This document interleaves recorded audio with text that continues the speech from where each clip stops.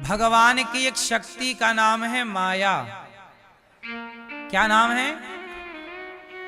भगवान अपना काम किससे कराते हैं? माया से। जैसे आपका काम आपके कर्मचारी करते हैं, कार्यकर्ता करते हैं, नौकर चाकर करते हैं, ऐसे भगवान का काम भगवान की माया। आप ये कह सकते हैं कि माया भगवान की दासी है। माया कौन है? भगवान की दासी है। और भगवान का काम वही भगवान कुछ नहीं करते, आनंद से लेटे हैं और पांव दबा रही है लक्ष्मी जी, और सारा काम कौन कर लेता है? माया। आप लोग जानती हो मैया माया को? नहीं जानती हो? आपकी टीम में भी तो कोई माया है? नहीं है? सुनो, माया किसे कहते हैं? लोग कहते हैं ना माया। मैया बताओ मेरी माँ, माया किसे कहते हैं? हैं? सब ना बोलेंगे, एक एक से। ये मैया बताएंगी चश्मा वाली कुर्सी पे बैठी हूं। माया किसे कहती है मेरी माँ? माया हैं? पड़ोसन से पूछ लो, चलो।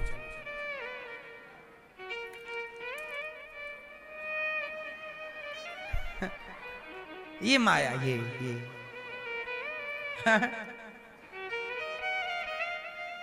आप बताओ ऑरेंज मैया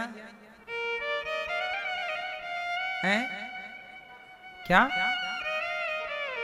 पैसा।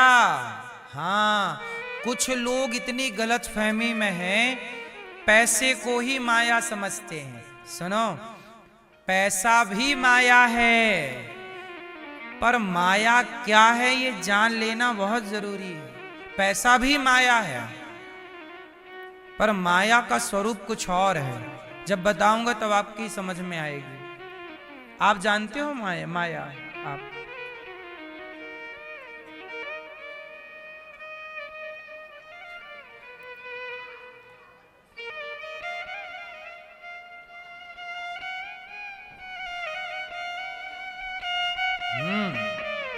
सुनो, माया की परिभाषा याद कर लो, हम आपको याद कराए देते हैं। बोलो मैया। चुप रहना मेरी माँ। ये मैया सो गई क्या? नहीं? सुनो, बोलो मेरे संग, जो है नहीं। बोलो, जो है नहीं पर दिखाई दे। जो है नहीं पर दिखे, उसे माया कहते हैं। जो होता नहीं है पर दिखता है या दिखती है, उसे माया कहते हैं। है नहीं पर दिख रहा। बताओ वो कौन सी चीज है जो है नहीं पर दिखाई पड़ती है या पड़ता है? आओ इसे ठीक ठीक समझते हैं। माया किसे कहते हैं? देखो, जैसे आप रास्ते से जा रहे थे, गर्मियों का समय था, सड़क में ऐसा लगा कि पानी भरा है। कई बार सड़क में ऐसे नहीं लगता, दूर से रेगिस्तान में ये भ्रांति होती है, ऐसे लगता पानी भरा है। जब आप जाके देखते हैं तो वहां पानी था नहीं, पर पानी दिख रहा था। है नहीं पर दिखाई दे रहा है। यही है माया। और सुनो, रस्सी में सांप दिख जाना। रस्सी में क्या दिखता है? अरे सांप। देखा ध्यान से तो ये तो सांप नहीं था, ये तो रस्सी ही थी। यही है माया। है नहीं, सांप था नहीं, पर सांप दिख रहा था। यही माया है। अब और गहराई से सुनो, सच बताओ, बेटा बेटी आपका है? बेटा आपका है?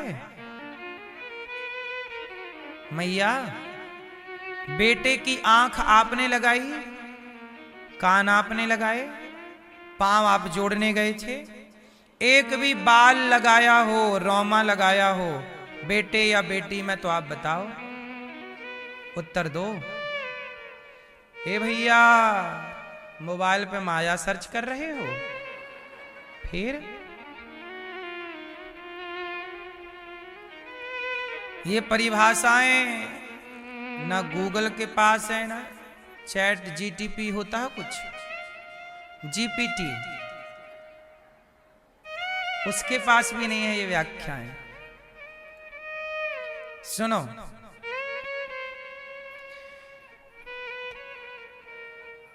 आपके बेटे में एक भी रोमा आपने लगाया हो किसी ने तो बताओ। सारा डिजाइन किसने किया है आपके बच्चे को? उसे रूप रंग किसने दिया है? किसका है वो? लेकिन आप क्या कहते हो? मेरा है। यही माया है, जो आपका है नहीं पर आपका सा लगता है। जो आपका है नहीं, आपका है, तो कितने बच्चे चले जाते हैं, आपका था तो रोक लेते। आपका कुछ भी तो नहीं है ना मेरी मां, तो बताओ ये माया है? आपका है नहीं पर आपका सा लगता है कि मेरा बेटा है, मेरी बेटी है, पर आपका है नहीं। अच्छा ये बताओ, ये आंख किसकी है? आपकी। तो आपकी आंखों में कम दिखने लगा तो आपने रोक क्यों नहीं लिया? शरीर आपका है तो बुढ़ा हो रहा है, रोका क्यों नहीं? क्यों बुढ़ा होने दे रहे हो आप लोग? बाल पक गए, रोका क्यों नहीं? इसका मतलब आपके शरीर पर भी आपकी कोई जोर जबरदस्ती नहीं चलती। आपका शरीर भी आपका नहीं है। बोलो हाँ, आपका है नहीं पर आपका सा लगता है, जो है नहीं पर दिखता है। ये शरीर अपना है नहीं पर अपना सा दिख रहा है, यही माया है। बात समझ में आई कि नहीं? तो बेटा भी माया है, बेटी भी माया है, ये शरीर भी माया है, क्योंकि कुछ भी अपना। जिस घर में आप रहते हो क्या कहते हो? मेरा घर है। लेकिन उस वो घर में सच बताओ वो आपका है नहीं पर दिखाई पड़ता है। मेरा है नहीं पर मेरा सा दिखता है, यही है माया। सारी जिंदगी आप गलत फहमी में रहे कि मेरा है, मेरा है, पर आखिरी में पता चला कि मेरा तो जिस घर में मैं था 50 साल से वो मेरा नहीं था। लोग, घर आपका था तो लोग आपको आखिरी में घर से निकालकर शमशान क्यों ले गए? घर पे ही न रहने देते? घर आपका नहीं था मेरी मां, आपका सा लग रहा है, यही तो माया है। बोलो हाँ। और सुनाता हूं गहराई से, और सुनो। एक बार मैया चुपचाप बैठो मेरी मां। मैया चली माया का पता लगाने। जाओ मेरी मां, ढूंढ के आना, मिले तो हमसे भी मिलवाना। जाओ। मैया माया ढूंढने जा रही हैं। सुनो, एक बार नारद जी ने कहा कि हे प्रभु, द्वारिकाधीश भोजन कर रहे थे, नारद जी आ गए। नारायण नारायण। तो भगवान बोले नारद जी आओ, आप भी प्रसाद पाओ। दोनों जन बैठे, रुक्मणी मैया ने दोनों को परोसा, नारद जी और भगवान कृष्ण दोनों प्रसाद पाए।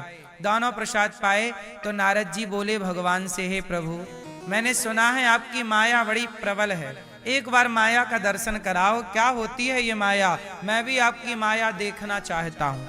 भगवान बोले पहले खा लो फिर बताएंगे। दोनों खाए और खा के भगवान समुद्र के किनारे किनारे चलने लग गए, टहलने लगे। नारद जी बोले प्रभु अब बताओ ना माया कहाँ है, क्या है? भगवान बोले चलो आगे बताएंगे। चलते चलते घंटे भर बीत गए। भगवान काफी दूर निकल गए। वहां एक जंगल था। जंगल में एक पेड़ की छांव में भगवान बैठे और भगवान बोले, नारद जी बड़ी प्यास लगी है, आप पानी ले आओ, मैं पानी पीऊं, फिर इसी पेड़ के नीचे मैं आपको अपनी माया दिखाऊंगा और दर्शन कराऊंगा। आपको माया देखना? हाँ दिखाता हूं, पानी जरा एक गिलास लेके आओ। अब नारद जी पानी की तलाश करने निकले जंगल में। तो देखा तो दूर एक गांव नजर आया। अब देखो ना माया कैसी है और क्या है। नारद जी को भगवान माया का दर्शन करा रहे हैं। ध्यान से सुनिएगा।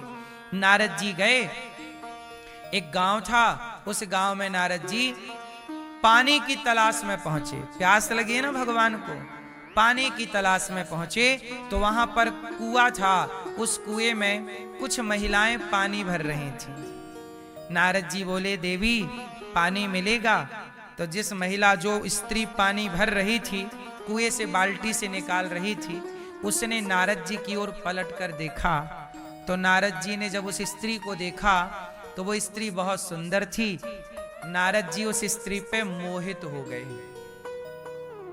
और नारद जी उस स्त्री से बोले कि पानी मिलेगा। उसने बाल्टी से पानी दिया। नारद जी ने इस तरह से पानी अंजलि में लेकर के पिया। अब नारद जी पानी तो पी रहे हैं पर टुकुर टुकुर उस स्त्री को देख रहे हैं और वो भी नारद जी को देख रही है। दोनों में 2 आंखों से 4 हो गई और 4 आंखें हुई तो प्यार हो गया। नारद जी बोले, देवी आप कौन हैं? बोली कि मैं यहाँ के राजा की राजकुमारी बेटी हूं। तो तुम मेरे से ब्याह करोगी? हाँ हाँ कर लेंगे, हमारे पिताजी बोलेंगे तो करेंगे। अब नारद जी गए अपने होने वाले ससुर जी के पास। देखो नारद जी हैं ये। नारद जी अपने ब्याह की बात ले आए थे पानी लेने और ब्याह की बात करने चले गए। ससुर जी बैठे, कहा महाराज ये आपकी लड़की बड़ी सुंदर है और मुझे बड़ी पसंद आई, आप कहो तो मैं आपकी बेटी से ब्याह कर लूं। तो वो राजा खड़े हुए चरणों में गिर पड़े। कहा नारद जी आपको कौन नहीं जानता, आप तो भगवान के अवतार हैं, साक्षात देवताओं के ऋषि हैं, देवर्षि हैं। मेरी बेटी का परम सौभाग्य कि आप जैसे धर्मात्मा व्यक्ति से मेरी बेटी का ब्याह होगा। लो भैया, नारद जी ने कर लिया ब्याह। वहां आग वाग जलाई, मतलब मंडप गाड़ा, पूरा विधि विधान से चाई माई हो गई। अब हो गया ब्याह। अब ब्याह हुआ, कुछ दिनों के बाद क्या हुआ कि लड़की के जो पिता थे, मतलब नारद जी के ससुर, उनकी हो गई मृत्यु और उन राजा के एक ही बेटी थी, कोई बेटा था नहीं। तो अब लड़की का पति मतलब नारद जी बने वहां के राजा। अब नारद जी क्या बन गए? राजा। नारद जी राजा बन गए। कुछ टाइम बाद नारद जी के एक बेटी हुई, एक बेटा हुआ और फिर एक बेटी हो गई। तो 2 बेटी 1 बेटा, लगभग 3-4 बच्चे और हो गए, और भी फिर बच्चे हुए। तो आप नारद जी गृहस्थ में मस्त सुख ले रहे हैं, राजा बन गए राजा। अब तो नारद जी आए थे पानी लेने और बच्चे पैदा कर लिए। एक दिन क्या हुआ कि पड़ोसी राजा ने आक्रमण कर दिया। नारद जी को युद्ध का कोई अभ्यास था नहीं, ये तो भजन करने वाले साधु, लड़ना जाने ना। पड़ोसी राजा ने इन्हें खदेड़ दिया और खदेड़ दिया, इनके राज्य पर कर लिया कब्जा। अब नारद जी भागे, पत्नी को लेकर भागे और बच्चों को लेकर भागे। और पत्नी और बच्चों को लेकर जब भागे तो इन्हें राजा ने खदेड़ा, और खदेड़ा तो भाग रहे, जंगल जंगल जंगल जंगल भागे। अब पत्नी चिल्लाई, स्वामी अब नहीं चला जा रहा, थोड़ा विश्राम कर लो। नारद जी बोले, नहीं देवी भागो वरना मर जाएंगे, वो राजा खतरनाक है। देखो जरा, पानी लेने आए थे और पत्नी का हाथ पकड़ के भाग रहे हैं। अब इनके छोटे छोटे बच्चे चिल्ला रहे हैं, भूख लगी है, भूख लगी है। भागते भागते घंटों हो गए, थक गए, भूख लगी है, बच्चे चिल्लाए। नारद जी बोले, हे भगवान, भूख लगी है, बच्चों को क्या दे दूं? तभी दिखाई पड़ा कि नदी के उस पार एक गांव है। बोले, उस गांव में यदि हम पहुंच जाएंगे तो हमें कुछ खाने को मिल जाएगा। अब वहां पर नारद जी नदी पार कैसे करें? तो उन्होंने लकड़ी वहीं पड़ी थी, तो लकड़ी की एक टेम्परेरी नाव बनाई और नाव में जैसे तैसे पत्नी को बिठाया और बच्चों को बिठाया और नाव चलाए, ऐसे चल रही है। अब देखना जरा, जैसे ही नाव बीच नदी में पहुंची तो नाव बिखर गई, क्योंकि बहुत सारी लकड़ियों को जोड़ के बनाया, कोई गांठ वाठ खुल गई, सब लकड़ी अलग हो गई। और भगवान की ऐसी माया कि नारद जी डूबने लग गए, पत्नी डूबने लग गई, उनकी छोटी बेटी और छोटा बेटा और बड़ी बेटी सब डूबने लगे। अब नारद जी किसी बेटी को बचाएं तो बेटा डूबे, बेटा बेटी को बचाएं तो पत्नी डूबे। बड़ी गहरी नदी और नारद जी डूबने लगे। बहुत प्रयास किया बचाने का, कोई ना बचा।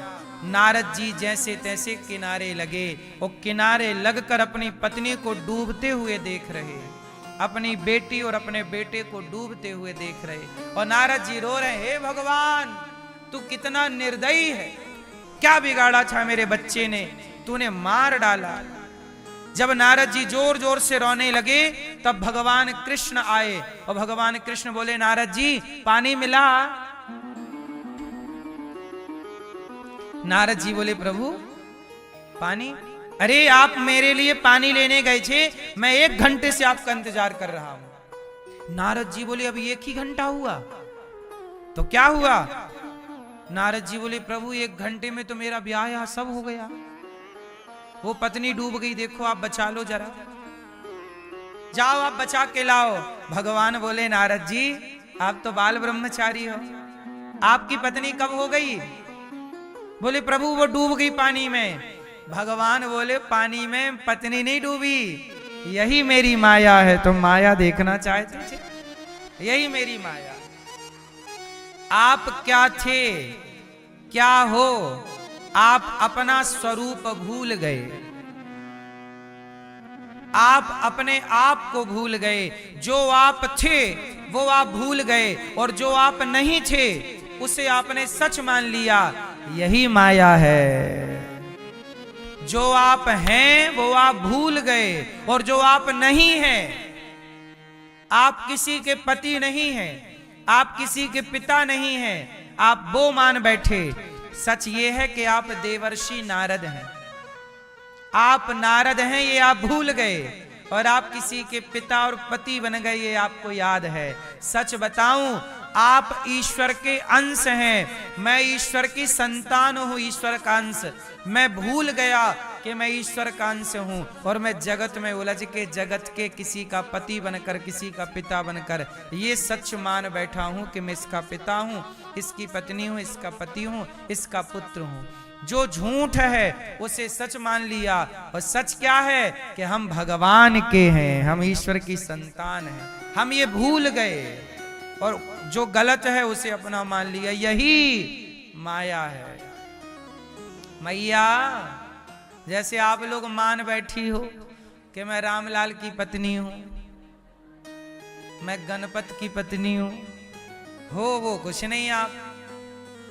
मैं इसकी माँ हूं, उसकी माँ हूं, इसकी बेटी हूं, इसकी बहन हूं। कितने सारे संबंध जुड़ जाते हैं संसार में, क्यों? इन संबंधों के माया जाल में हम ऐसे उलझ जाते हैं कि जो असली संबंधी हैं हमारे भगवान, हम उन्हें भूल जाते हैं इन संबंधों के चक्कर में। क्यों भूल गए? माया का पर्दा है, माया का प्रभाव है। अब आप कहो कि महाराज जी इस माया से कैसे बचा जाए, तो याद रखना, मछुआरा जब मछली पकड़ता है तो जाल अपने, एक मछली थी जो बार बार मछुआरे ने जाल डाला तालाब में, पर एक मछली थी कि फंसी ही नहीं। क्यों? क्योंकि वो बार बार मछली उस मछुआरे के पांव के पास आके खड़ी हो जाती। मछुआरा जाल दूर डालता, तो जो मछलियां दूर थीं वो जाल में फंस गईं, और जो मछुआरे के पांव में थी वो कैसे फंसती? पांव मतलब उसके आसपास, क्योंकि जाल तो दूर डाला जाएगा। तो जो भगवान के चरणों के पास हैं वो माया के जाल में नहीं फंसेंगे, और जो भगवान से दूर हैं वो माया के जाल में फंसते चलेंगे। तो माया उन पर प्रभाव डालती है जो भगवान से दूर हैं, और जो भगवान के करीब हैं वो ईश्वर की माया समझ करके बच जाते हैं और मोक्ष पा लेते हैं, और जो नहीं समझ पाते वो माया में। इसलिए कहता हूं कि जीवन मिला है, जीवन मिला है तो माया में ना उलझो। बात समझ में आई?